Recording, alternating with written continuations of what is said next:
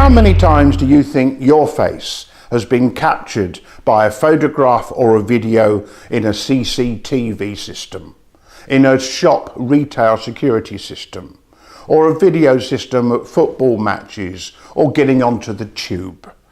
The truth is, our faces have all been captured thousands of times. But until now, that hasn't really mattered. What's changed is that facial pattern recognition has arrived, and coupled with powerful AI systems, it is now possible to put a name to individual faces. And using all the pictures in social media, it's possible to identify individuals on the street and to tag them and to add their name. This is happening on a wide-scale, widespread basis, but there's a problem. The problem is that face recognition systems are terribly inaccurate, and that may lead to some of our faces ending up on lists of suspects being wrongly identified. Regulation is now needed for facial pattern recognition and for voice print recognition. Many police forces across the world have launched face recognition programs, setting up cameras to scan crowds at football matches, festivals, protests, and on busy streets in a bid to identify criminal suspects.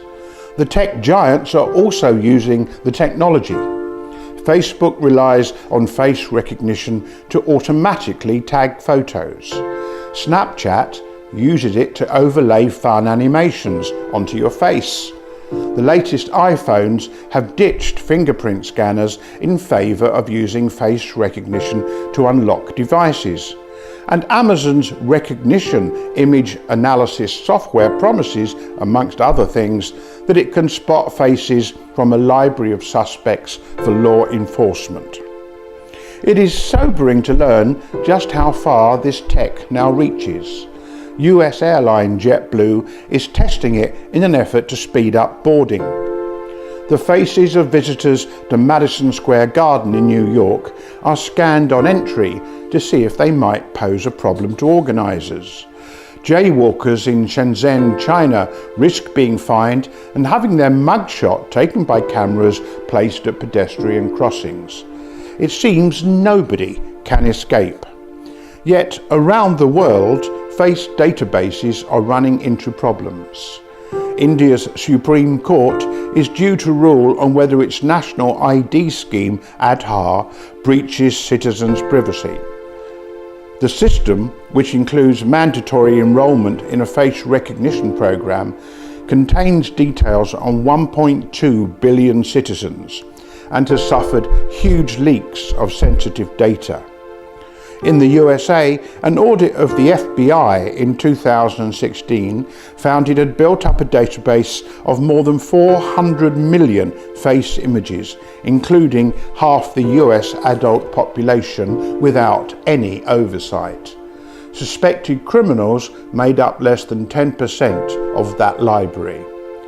And in the UK, London's Metropolitan Police and the South Wales Police Force have been deploying facial recognition systems for some years. But in the last 2 years, London Police's facial recognition systems incorrectly flagged 102 people as potential suspects, but this led to no arrests. In South Wales, the police technology identified 2,685 matches, but 2,451 of these were false alarms.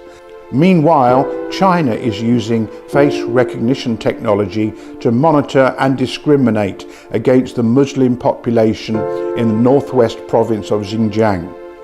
As well as scanning people's faces before they enter markets or buy fuel, the system alerts authorities if targeted individuals stray 300 meters beyond their home or workplace, effectively building virtual checkpoints to hem in the Uyghur Muslims.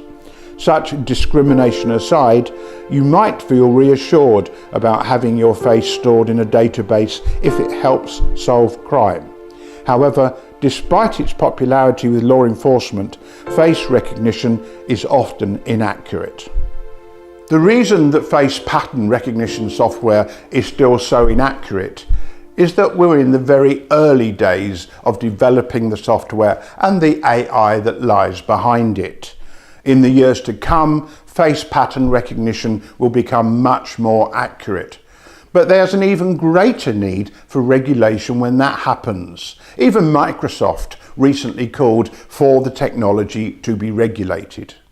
Most countries have strong laws against the use and misuse of other forms of biometric data, such as fingerprints and DNA.